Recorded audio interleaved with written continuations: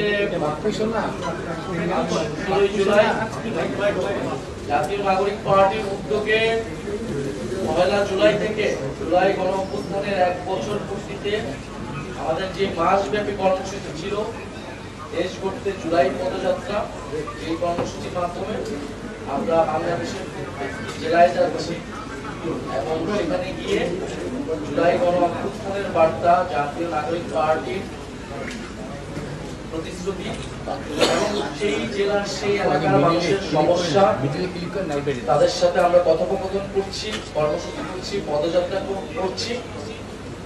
সেই ধারাবাহিকতায় আজকে গোপালগঞ্জ জেলায় আমাদের কর্মসূচি ছিল, আমাদের এই পদযাত্রা এবং পথসভা ছিল। এবং এই পথসভাটা কিন্তু একদম আমরা যখন 1 জুলাই শুরু করেছি সেই সময় কিন্তু এটা দিন তারিখ ঠিক ছিল, তখন থেকে কোন দিন কোন জেলায় আমরা যাব, কোন সময় যাবো, এটা কিন্তু অনেক আগে আপনারাও জানেন সেটা দেওয়া হয়েছে, উপরেই ঠিক হয়নি। ফলে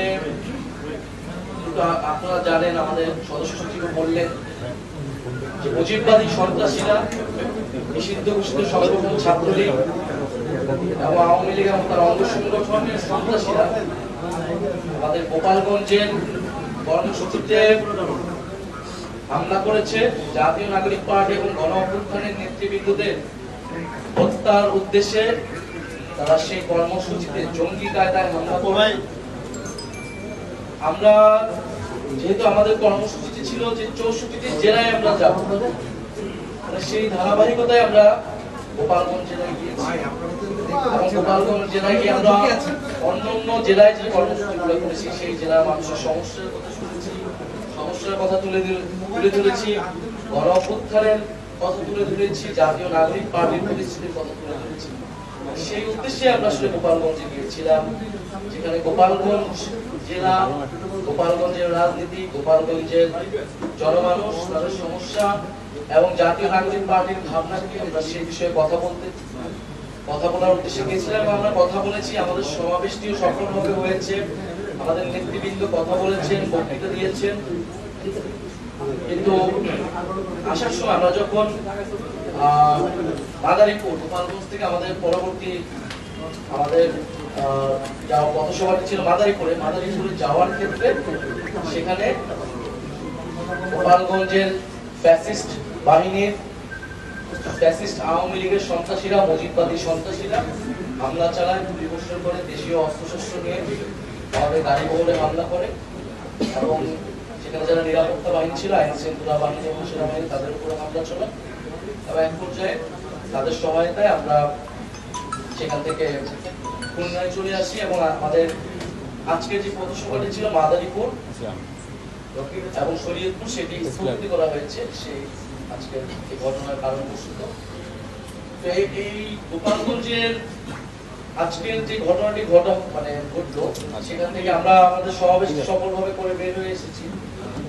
কিন্তু এটা দেশবাসীর কাছে স্পষ্ট করে এবং পুরো বিশ্ববাসীর কাছে স্পষ্ট হয়েছে যে আসলে আওয়ামী লীগের যে আসল রূপ, একটা মুজিববাদী সন্ত্রাসী ফ্যাসিস্ট এবং একটা জঙ্গি বাহিনীতে তারা রূপান্তরিত হয়েছে, গণতান্ত্রিক বা কোনো একটা রাজনৈতিক দলের মধ্যে সেই রূপটা কিন্তু আজকে গণ অভ্যুত্থানের দিন করে আবারও জনগণের সামনে, দেশবাসীর সামনে স্পষ্ট হয়েছে।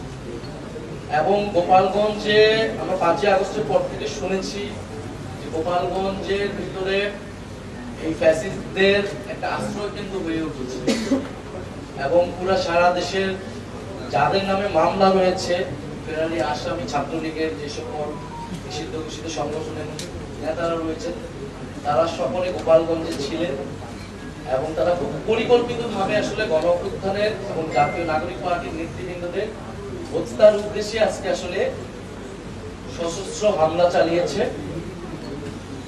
এবং বাংলাদেশে যে একটা মিথ তৈরি করে রাখা হয়েছিল যে গোপালগঞ্জে আওয়ামী লীগের বাইরে কেউ প্রোগ্রাম করতে পারবে না, এই মিথ আজকে জাতীয় নাগরিক পার্টি ভেঙে দিয়েছে।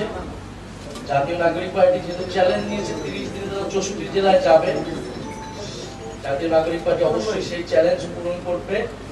গোপালগঞ্জে আজকে আমাদের পথসভা হয়েছে এবং প্রত্যেকটা জেলা, যে জেলাগুলো বাকি রয়েছে, আমাদের সেই পথসভাগুলো হবে এবং আগামীকাল পূর্ব নির্ধারিত সময় অনুযায়ী আমাদের যে ফরিদপুরের পথসভাটি সেই পথসভা হবে এবং সেই অনুযায়ী পরবর্তী যে পথসভাগুলো রয়েছে ফরিদপুর, রাজবাড়ী, মানিকগঞ্জ সেই অনুযায়ী চলতে থাকবে। যতই বাধা বিপত্তি, হামলা, হত্যা চেষ্টা হোক না কেন, জাতীয় নাগরিক পার্টির নেতৃবৃন্দ এই পথসভা দেশ গড়তে জুলাই পথসভা থামবে না।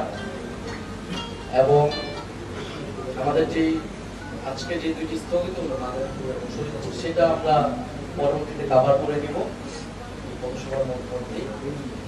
আজকে প্রেস ব্রিফিং এর উদ্দেশ্যটা এটাই যে আমাদের পরবর্তী কার্যক্রমটা অব্যাহত থাকবে ফরিদপুর থেকে।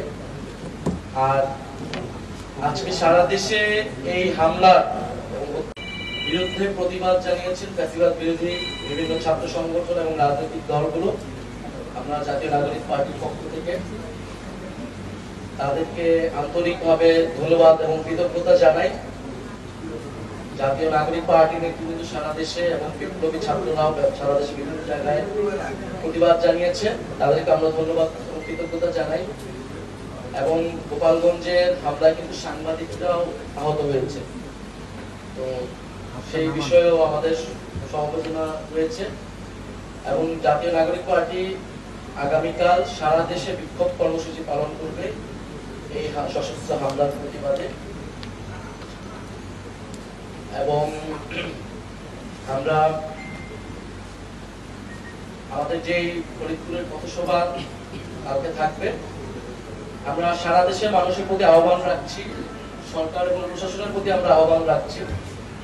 গোপালগঞ্জের আমরা কিন্তু গোপালগঞ্জের আমরা যে কোনো জেলায় যখন আমরা যাই, প্রশাসনের সাথে কথা বলে যাই, সিকিউরিটি ক্লিয়ারেন্স নিয়ে যাই, গোপালগঞ্জে কিন্তু একইভাবেই যাওয়া হয়েছে।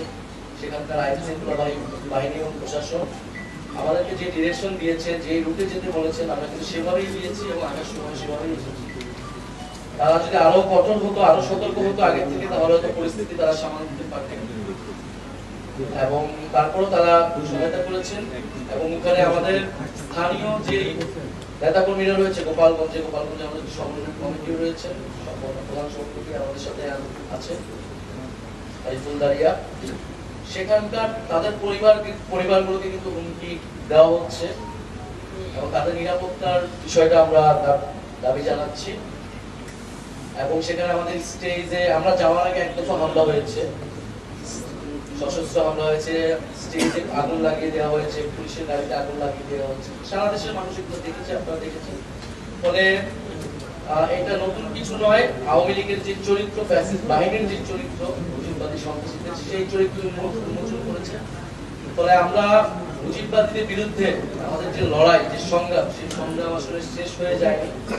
সরকারকে অবশ্যই কঠোর অবস্থানে যেতে হবে, জনগণকেও সচেতন হতে হবে এবং এই যে আমাদের লড়াই মুজিববাদের বিরুদ্ধে, সেই লড়াই চলমান রাখতে হবে।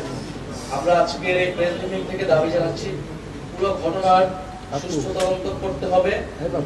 যারা এই ঘটনার সাথে জড়িত, যাদের পরিকল্পনা, যাদের অংশগ্রহণ এবং যারা হত্যা চেষ্টা চালিয়েছে, তাদেরকে দ্রুত সময়ের মধ্যে, আগামী 24 ঘন্টার মধ্যে তাদেরকে গ্রেফতার করতে হবে এবং পরবর্তীতে তদন্ত সাপেক্ষে বিচারের আওতায় আনতে হবে। এত সমস্যা হলে কেমন হবে ভাই?